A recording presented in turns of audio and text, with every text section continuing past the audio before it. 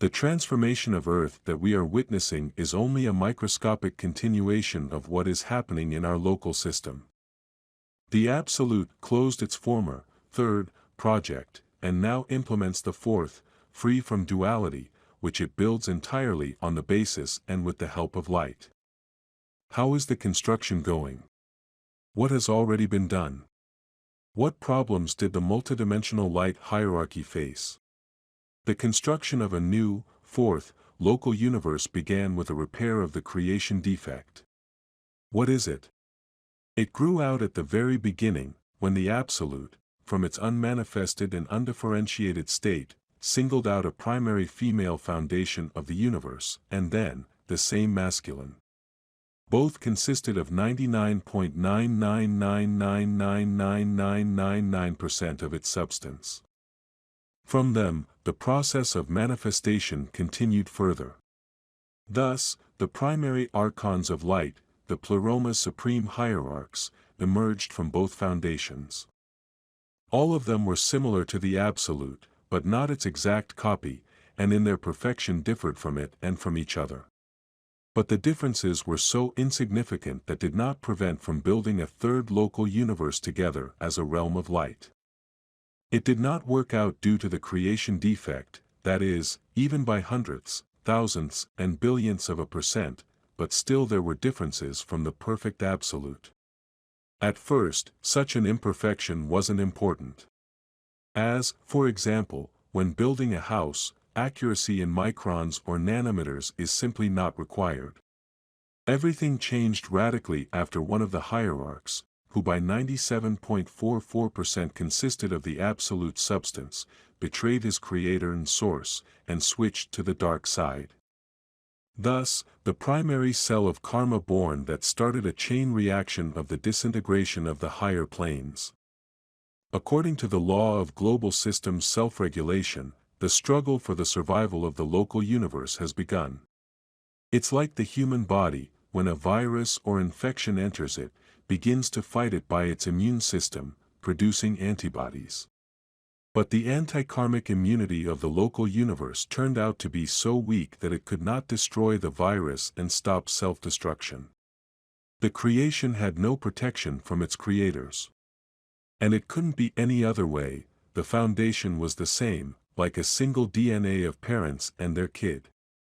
Differences in co-creators also played a negative role. If they were 100% the same as the Absolute, the karma and decay would be impossible even theoretically. Naturally, no one foreknew the possibility of betrayal, as a result of which occurred the creation defect. Then, this process went avalanche-like, like the descent of a glacier from the top of a mountain. All that the light forces could do at the cost of their greatest efforts and self-sacrifice was only to slow the global disintegration of the higher eons. Could the Absolute have foreseen all this? Initially, as was assumed, it had manifest itself in two hypostases, the ideal universe, Pleroma, and the perfect man. But due to the black co-creator, betrayal and creation defect, the result left a lot to be desired. By the greater cosmos standards, the Absolute at that time was only a novice, and merely was learning to build universe using ready-made patterns, like a Lego constructor, including duality as a catalyst for evolution. Disclosure News has narrated a lot and in detail about what this has led to. It's all over now. The Absolute has changed, got a dipole, and moved to a higher hierarchical level. The disciple became a master and began to build a new, perfect local universe of light, at the same time clearing its construction site from the remnants and debris of the former system in all dimensions. One of the first actions was to repair the creation defect so that the new project would be perfect. To do this, it was necessary to re-single out the two primary foundations, masculine and feminine, through which the Absolute materializes in the world of forms. Technically, the foundations had to merge with the Absolute again, after which it'd manifest them in perfect quality, as its exact copies. They, in turn, would continue the process top-down, but without the creation defect. The main difficulty was that it would have to destroy the entire existing local universe to build a new one from scratch. The Evolutionary Council rejected this option and adopted a different, no less complex plan. At the beginning of the reboot, both foundations merged into each other, and then, completely dissolved into the Absolute. While they were in it, their functions in the local universe were performed by two other Supreme Light Hierarchs, who consisted respectively by 99.999999999% and 98.88% of the absolute substance. Then, it re-singled out from self the feminine and masculine foundations as its 100% copies. In parallel, within a month, a similar process occurred in the leaders of the Light Warriors ground team, in whose subtle bodies the matrix of universes foundations was rebooted. After the successful completion of these operations, their participants started the next one, according to the plan. From the Pleroma and from Earth, they jointly adjusted the balance of the primary foundations in the local universe and on our planet. Light Warriors carried out their work from the World Mother Temple on one of the sacred mountains in southern Europe. Together with Guan Yin and World Mother Sophia, they installed a new, ideal foundations matrix into the Earth's crystal, by now without creation defect. The next step was the cleansing the creation defect from karma, i.e. the difference between the ideal universe and the way it turned out. The operation consisted of the running of the entire primary causal substance through the core of the light hierarchy's crystal. It was made of monadic nuclei, as a single heart of all the Pleroma's supreme representatives. In Earth time, the op lasted more than 2 weeks. The entire primary karma of 3D universe was filtered through the crystal core and the matrix of water, which, like a sponge, absorbed part of the karmic dirt of the three-dimensional world. The ground team also was involved, since their hearts are part of the higher hierarchy's unified core. While all this was going on, amazing things were happening to them.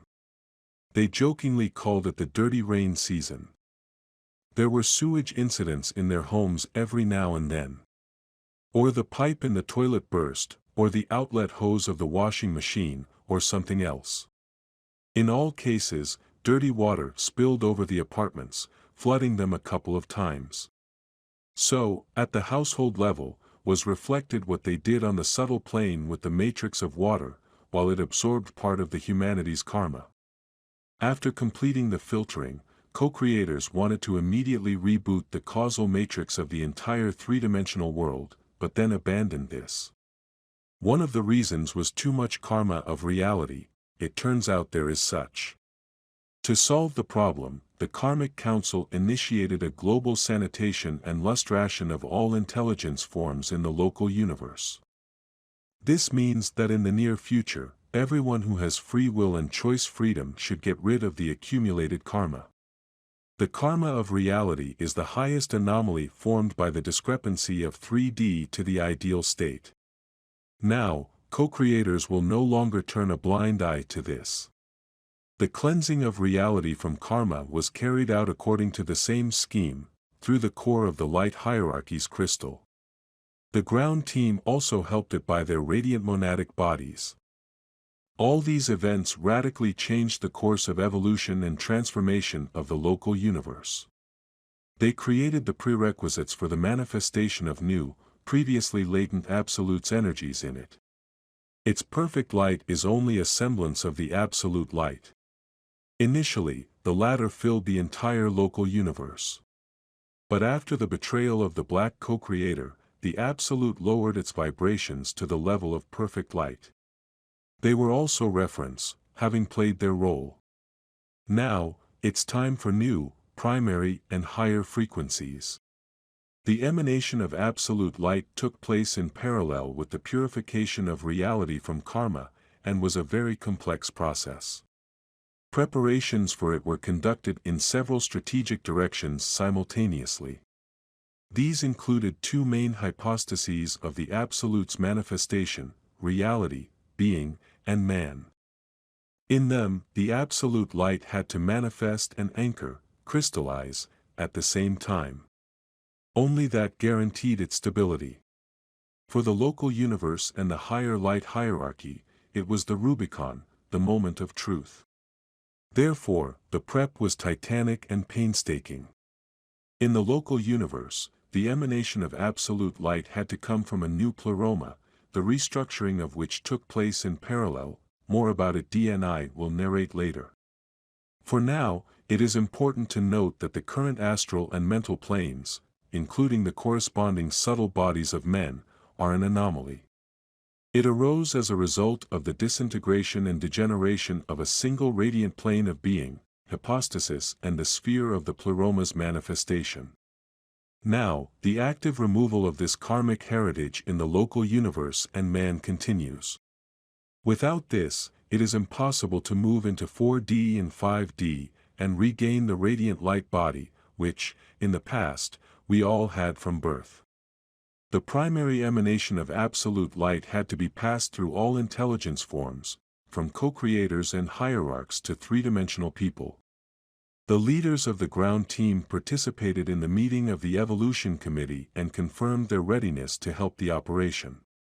Co-creators warned them that it would be very difficult and even risky. There was no guarantee that the Light Warriors' radiant bodies and physical corpus will withstand the Absolute's vibes and not burn up in them. The team leaders reconfirmed their consent, because they simply cannot do otherwise. And what work they do without risking their lives, more precisely, for the existence of a three-dimensional physical body, preparation began immediately. Its essence was that the cores of their monads had to undergo a special supertempering with artificially created perfect light. It was conducted by two Pleroma's supreme hierarchs. Never before have light warriors been subjected to such superhuman overloads. It was especially hard for the heart. During those days, while their monads were being prepared to receive the primary impulse of absolute light, the heart vibration was so high that the team leaders couldn't get out of bed. The most difficult moment came when co-creators began to stretch the cores of monads, monadic, radiant causal and subtle bodies of light warriors. They became so ill that they fell into a semi-conscious state, recovering only for a few minutes. During this time, they only could call and support each other morally and spiritually. The heart pains of one of them reached such intensity that he thought that an infarct had begun. Relatives immediately called an ambulance. The doctors who arrived made a cardiogram and said that there were no abnormalities in the work of the heart. But there is one problem: the pulse was 240 beats per minute. They had never seen anything like this in their lives and could not understand how such a thing was even possible. Doubting the device, they checked the pulse tactily. The same result. Everyone was in shock. The condition of the heart was like after a super-physical overload. Light warriors